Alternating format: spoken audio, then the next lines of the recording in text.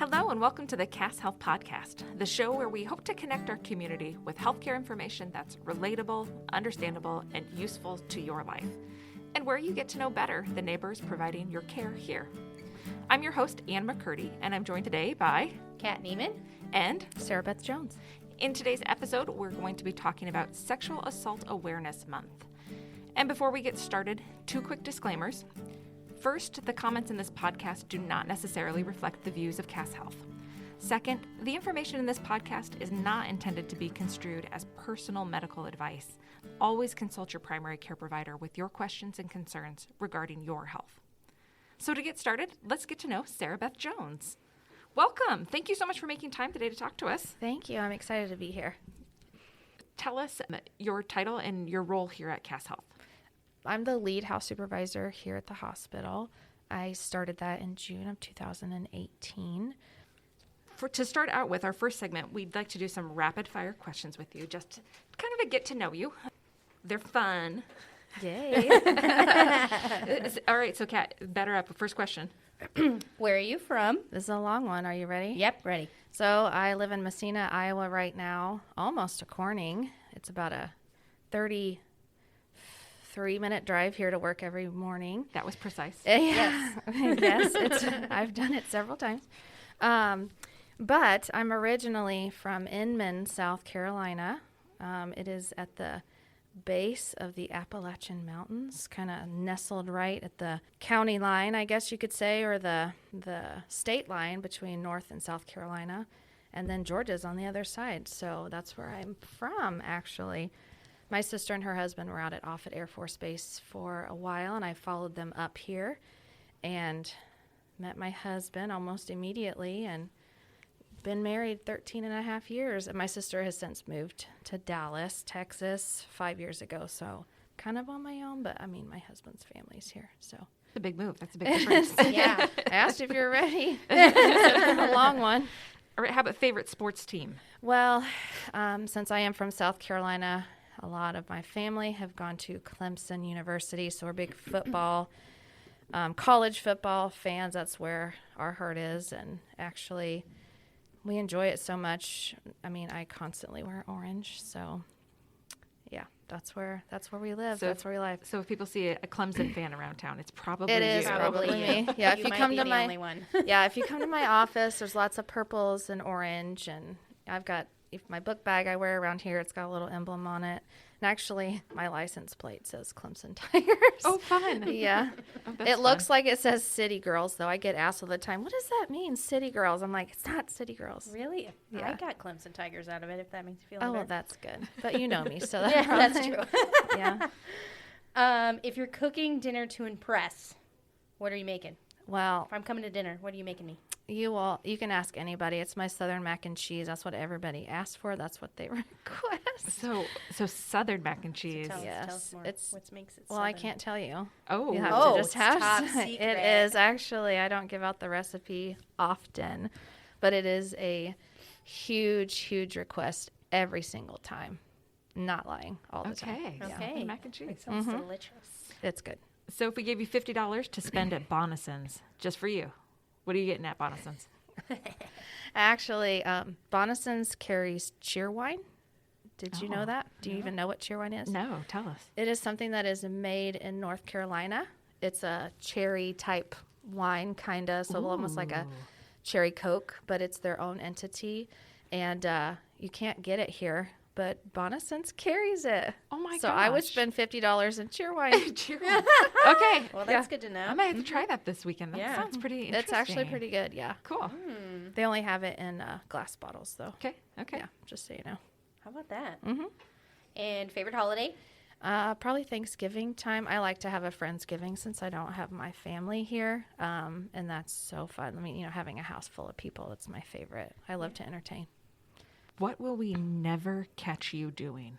You'll never see me without my water cup that has nugget ice in it. Ooh, like Pay the attention good next ice. time. Yeah, the good ice. The Even good when I ice. leave here Uh-huh. for the day, I beeline it through the cafeteria and fill her up before I leave. Sure. And then I have to share with my children. So I don't really always get it when I leave here, but I definitely, and I leave that cup all over the hospital. So you'll see this random cup. It's probably Sara Beth's. Probably Sara Beth's. Okay. And I'll be looking for it for an hour. So Funny. retracing my steps. What's better, the book or the movie? Always the book. There's so much more detail, don't you think? I do. I mean, I don't disagree. We're book people. Yeah, you are, Yeah, definitely. so we're on board with that. No, yeah, totes. Any stupid human tricks? I don't have any. Okay, how about, do you still know all the words to... It's embarrassing to say. Oh, that's what we want to know. Okay. Do you guys know who Digital Underground is? Oh, this is ringing a bell. It's 1990s. Yes. It's called the Humpty Dance. Oh my God. Every single word. Every single word to the Humpty Dance. Absolutely. I mean, I've got that like rolling through my mind now. Yeah. So He's got the big old bottle cap. the Humpty glasses. Dance. Yes. Yes. That's it. Yeah. That is embarrassing. I don't know why I memorized it as a child. It's not even in my era. Because in 1990, I was in kindergarten. But, yeah, that's my favorite. We're going to have to figure out now how we can get a clip of that into this without getting in trouble legally. I know, I know, right? There's got to be like Yes. a time Yeah, limit maybe that we like a can- little snippet of it. Yeah. The Humpty Dance. Yeah, the Humpty Dance. That's fun. Wow. High school childhood nickname. I didn't really have one either. I know, I tried to think. No, don't have one. What about your kiddos? Well, Miles goes by Monk, and Hayden doesn't really have one. In Caroline, we call CJ. Obviously, I'm called Sara Beth because my name is Sarah Elizabeth. Oh, I did not know that actually. Yes. I didn't know that. I Yes. just assumed it was Sara Beth. Yeah, someone called me Sara Beth Elizabeth, and I'm like, no. It's just a Sarah Elizabeth. chop. Yeah. So how long have you been Sara Beth? Honestly, all my life, but, in school, legal names, they just call you Sarah and get called SB a lot. Sure. So that's my nickname now. Everybody calls me SB. SB. Yeah. Okay. Yep. Next, your dream travel destination. I mean, I feel like everybody wants to go somewhere warm. I definitely do because I'm a transplant and I hate the cold. I hate winter right now. So anywhere warm, anywhere with a beach. Yeah. Anywhere. I assume Iowa winters are a little colder than South Carolina winters. And I live in denial. I mean, I know it's cold. Right. 100% I know it's cold, but I will not wear a thick coat to save my life. And then I'm complaining because I'm so cold, but I won't put on a jacket or a coat, I guess. I'll put on a jacket, probably just not. So it's like, you know how to solve this problem. I do. I'm But- just ignoring it 100%. It's just how many feet to the door, and then I'm warm. And then you're good. Yeah.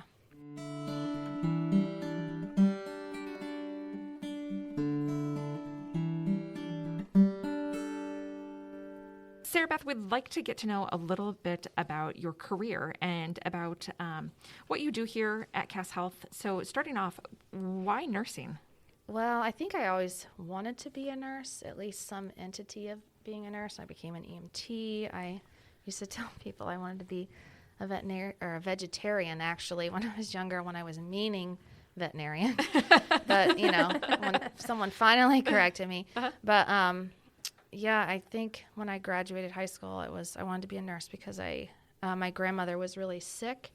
I didn't know this then, but she had emphysema, COPD, and that's ultimately what she died from. And seeing her in the hospital like that, it was really scary. And I didn't understand it. And I was in high school, I understand that, as a teenager, you do understand some things. But I just slowly was like, I kind of want to know more about that. And to see the nurses work alongside with my grandmother and eventually taking everything off and letting her have comfort cares in the way they were with her is really what inspired me to be a nurse. It's almost going to make me cry thinking about it because it's that impactful to me. It's so touching. I don't know who those nurses were. I thank them wherever they are. Maybe they're retired at this point because it's been a long time ago. But yeah, just in that moment, it was like, this is what I want to do. So, yeah. Wow, that's awesome. Mm-hmm. I hope everybody has that aha moment in whatever job that they're in. Sure. But yeah, it was pretty impactful. It was good. That is awesome. Yeah. So to become a nurse, there's obviously a lot of education and Yes. training and all So kinds much. of things you need to get done. So tell us about your path in that regard, and a little bit about your work background. Sure. I became a registered nurse in June of 2013. I went to Southwestern Community College in Creston, and then I recently obtained my bachelor's in October of 2020 while I was working, which is why this is such a great place to work. Like, you're still able to work and be able to finish, education. It's great. I worked on the med-surg floor right away, and I was like gung-ho. You teach me anything. I want to learn it. We have an ICU. Hook me up. I want to do it all. And I think my boss at the time, Mary Groves, she was afraid, and she told me later on that she was afraid they were going to just eat me alive because I was so green and I just wanted to do it all. And it actually did not happen that way. The nurses here really took me under their wing and taught me all that they needed to know. And actually, all of those nurses are retired now. But I do see one all the time that is so inspirational. And she she's one of the ones that does the Daisy Award. And when I see her, I just want to cry. I'm just an emotional person, apparently. But she taught me so many things, not only about being a nurse, but also about life in general and retirement and how I need to plan, because I don't know any of those things. I mean, this is like your first real career. Right. Anyway, so then that's kind of come full circle for you, because now you find yourself in that role as well with nursing students. Absolutely. Yes. So true. And I love that about this job and what I get to do. And I don't know, every little piece of your life and your experiences can then be given to someone else, essentially. So I moved down to the emergency department in 2015. So 2 years? That is crazy. 2 years. I mean, in this day and age, it may not be as crazy, but back then it's like to go to the ER, that's a big deal. And I was scared to death, but I made it through. It was fine. Whenever I first started working here, though, I did not get the job. Did you guys know that? No. Yeah, I did not. I remember get the story about you Getting like chained to the tree. Yeah, you chain yourself to a tree. You might have to elaborate on that a little bit. So that is obviously a little bit of a fabrication, but is it?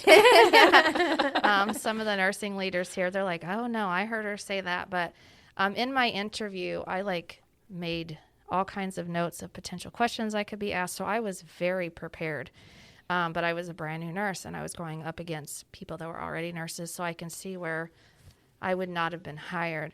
But I just said at the end of my interview, if you don't hire me, that is absolutely fine, but I will be back because I want to retire here. And that's how I left it. That's awesome. But you knew. You have to go after what you want. And so you made it very clear, like, I really want this. Like, you're going to see me again because you're chasing it, 100%. Yeah.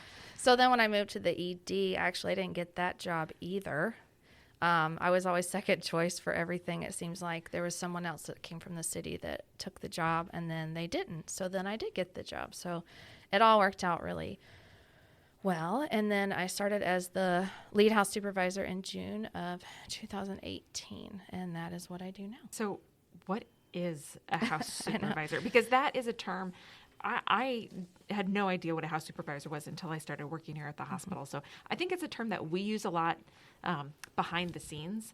But if I'm just, a patient or just a community member, that's a foreign concept. So tell us about being a house supervisor. So on the backside, if you ever need anything in this hospital, we'll just call house supervisor. Yes. So it is. It's kind of the default. True. What do we call? You don't know anything? Call house. Yeah, exactly. So they're the manager of the hospital, day-to-day operations. They make sure that the hospital functions like it should, that it's in motion. There's no, wheels that are not moving, I guess you could say.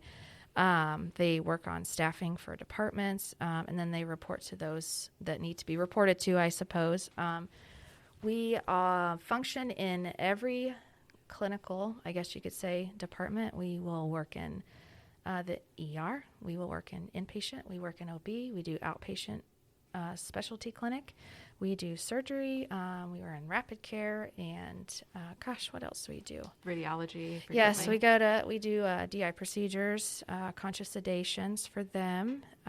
We're just literally all over the place. I sometimes don't even know why we have an office because we're never there. We answer lots of questions when people call, especially after hours when there's no one here. It's that person that they talk to when there's no one else, at night. And then we're all SANE certified. And what does SANE stand for? SANE means Sexual Assault Nurse Examiner. And there's always a house supervisor here. Always. Yep. 24/7.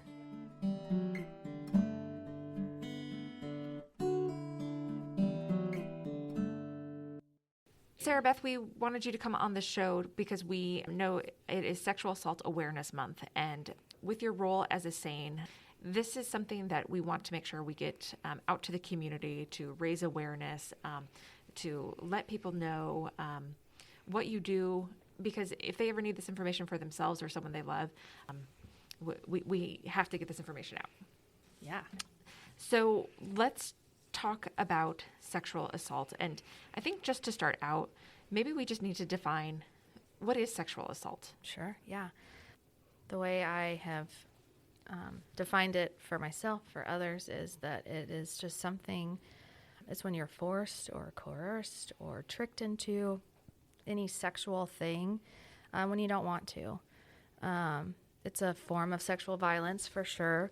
And it's just a wide range of just unwanted sexual behaviors that can involve strangers and a lot of times people that we already know. And I think what's important is that we get the message out there to people that it's not okay.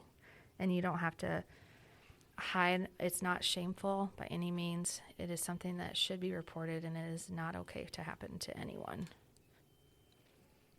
So can you share some statistics Sure. with us?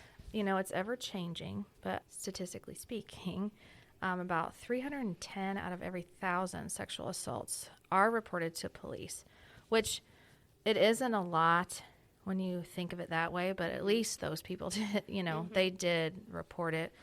But that also means that 2 out of 3 go completely unreported, and even less to police. That's a problem. I mean, people are scared, and again, like I said, they're shameful, and most of the time it is someone that they know, and they don't want to get anybody in trouble, even though what happened to them is a big, big deal. Mm-hmm. It's scary, and it's so sad. How does someone get help? Well, a lot of different ways. So there's so many movements out there and resources out there. The Me Too project that happened, it was like October of 2017. There was that hashtag Me Too was tweeted 12 million times in 24 hours. Oh my gosh. I cannot believe that. No. And it started a huge movement, and it's exactly specific to these types of situations. But obviously that's worldwide at this point. I mean, it's not just national, it's worldwide. That really created so many avenues, which I think is great. But here, what we offer is when you come into the hospital, we provide an advocate right away. Someone will come in and be with you through this whole process if you choose to come in. It's really hard, and it's very sensitive. We don't allow anyone else to go into the room. It's very private. Unless they ask for someone, of course, we're going to let them.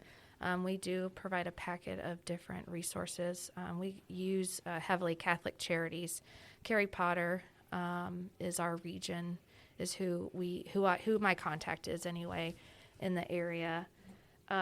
They cover the counties that surround us.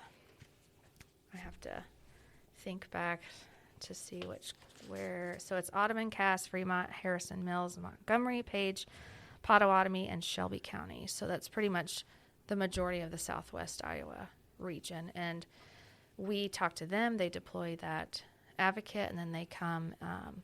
And then at some point, then we do the exam. We don't charge for any ER visit with these types of situations. It is covered by the state, so that's never an issue as far as payment goes.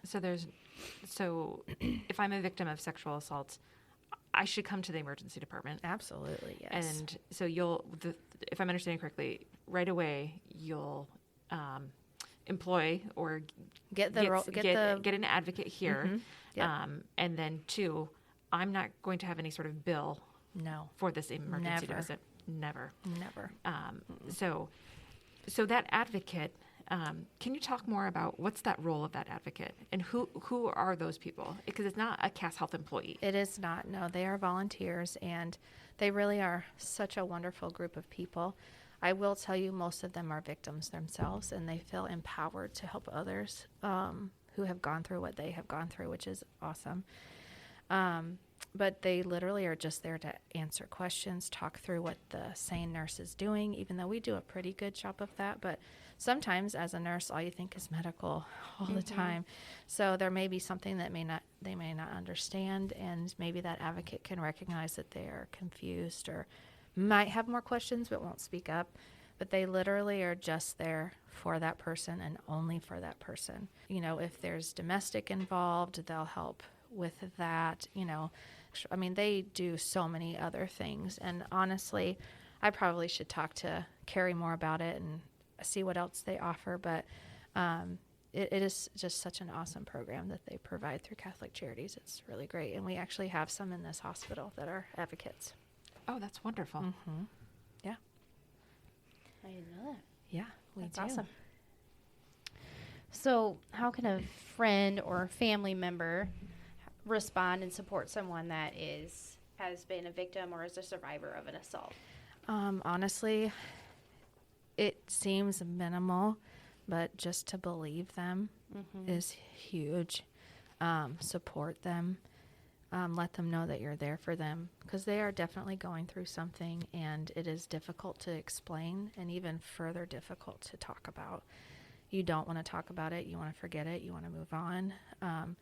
But when you come to see me in the hospital, I think it's important to know that just because there wasn't any vaginal or anal penetration, that you were not sexually assaulted, it can be any sexual advancement. So I think people classify a SANE exam as a rape kit, and I feel like that's super false, because we can collect all kinds of evidence, not just for the actual act of sex.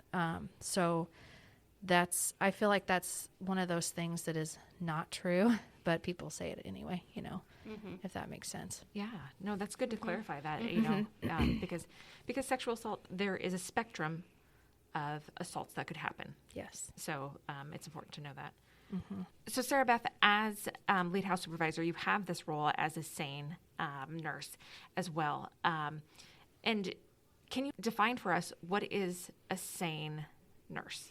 So a SANE nurse is, it's actually a sexual assault nurse examiner. So what we do is collect and preserve evidence and document appropriately in the medical records. And we also medically treat the patient as well.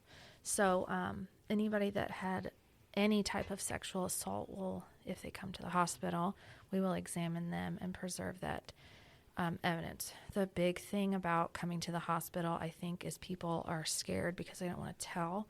When they come to the hospital, they don't have to tell anything.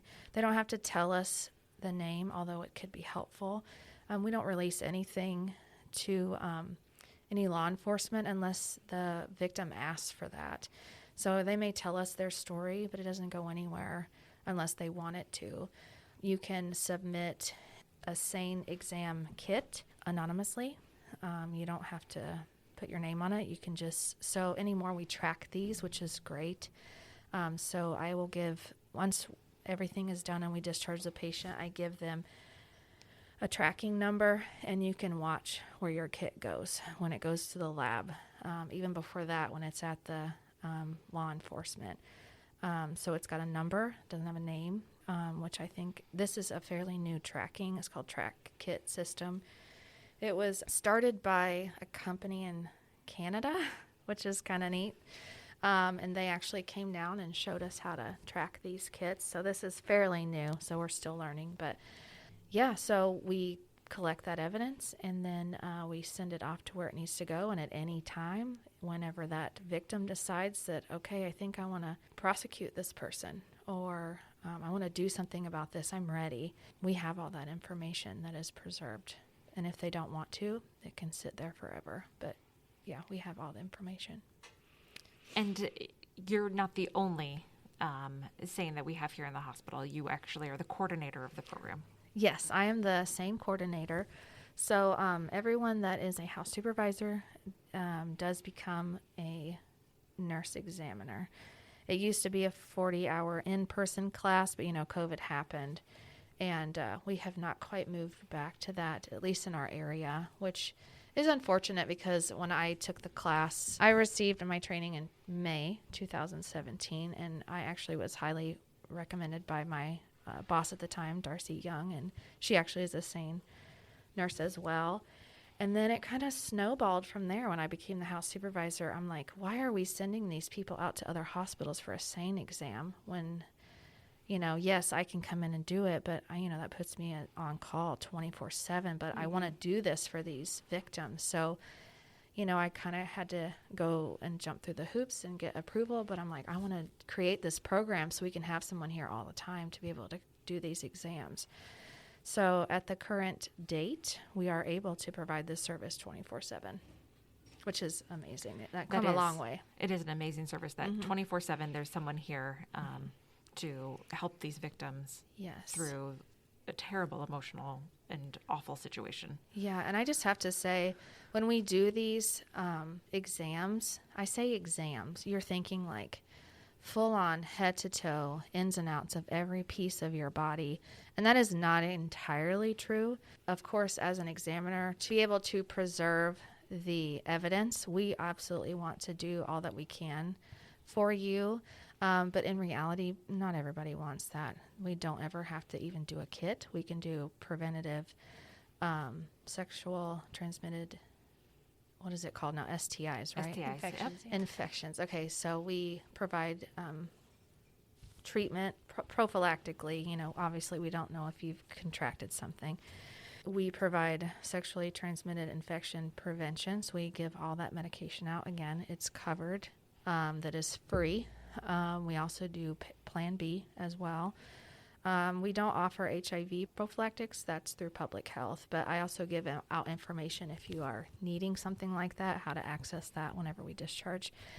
But like I said, we don't even have to do the kit at all. We can just sit and talk and get information, which I think is another thing that is misconstrued. Like, it's not just a rape kit. Like, I am a person. I sit and I talk to you. I talk you through it. I make you understand the process. And then if you want to do half of the kit, we'll do half of the kit. And at any time, we will talk about the fact that at any time during this exam, if you want me to stop, I will. And I will not ask twice. I will just say, okay, let's move on.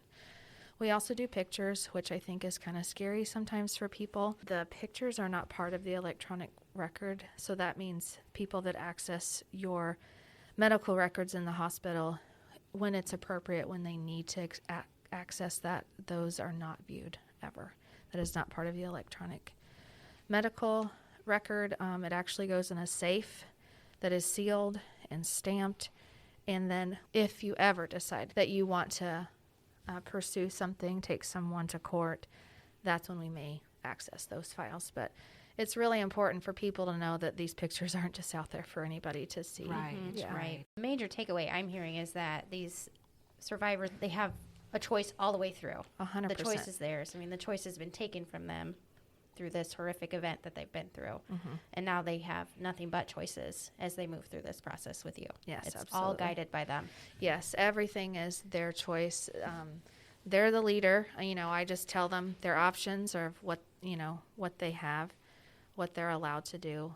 But most of the time, if, say, someone isn't in the building, say I have someone that they're too busy, say we're delivering a baby, because yes, that's what we do as a house supervisor. We wear many hats. Sometimes they have to sit and wait for me, which is fine. We'll give them something to eat. Just try our best to make them comfortable if they're nauseated, because sometimes you can feel like that. We'll get some medication for them. So it's not just the rape kit. I think the big takeaway is that people do feel that it's a rape kit. It is way more than just that. It's a whole experience of just feeling like I have somewhere safe to go. I have someone who's going to listen to me. I have someone who's going to answer my questions and help. you know, because you've seen people in, you know, these terrible moments. So what are some of the emotions, and how does the staff here help? Yeah, you have to be very sensitive, very careful. Like I said before, you know, we don't really allow many people into the room, and honestly, the provider might see them once because it is all on that SANE nurse. They let them do their thing. That's what they're trained in. That's where they're specialized in. Anything we want to get for the patient, we talk to the doctor if it's medications, and we just get it. You know, we do this enough times. We know what they need, and we take care of them. You know, like they become our family at that point. And I hate to say it like that. It sounds terrible. I mean, we don't want anyone to become our family because they went through a traumatic event. But there is a group of people that, you know, they're for your them people. like family. Yeah. And honestly, I hate to say it, but, you know, I've done enough that I do see people out in the community, and some talk to you and some don't. I never initiate any conversation. And some buy you coffee. So that was very nice.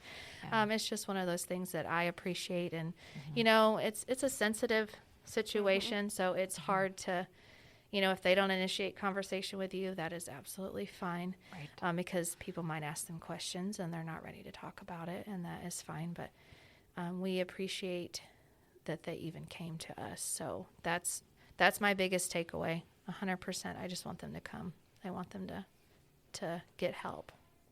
And will you see all ages, or is there an age bracket that we will see? So actually, that's a really good question.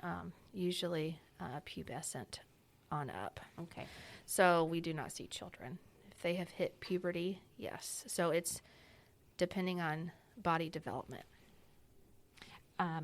Just for clarification then, if it is a child, is that something you send to Jenny Ed? Actually, or children's, or they go to Omaha. They go to Omaha, the to Phoenix children's. house usually. Or the Phoenix house. Okay. Okay. Yep. I'd say one question that I'd like to ask too is, it's not just women. Absolutely not. Yes, no, it is all walks of life. In retrospect to assaults, I hate to. It just makes you sick thinking about it. But you know, children. Obviously, it does happen to men, women. It seems like the population of women are going to come forward more than men. But yes, men too. And all ages.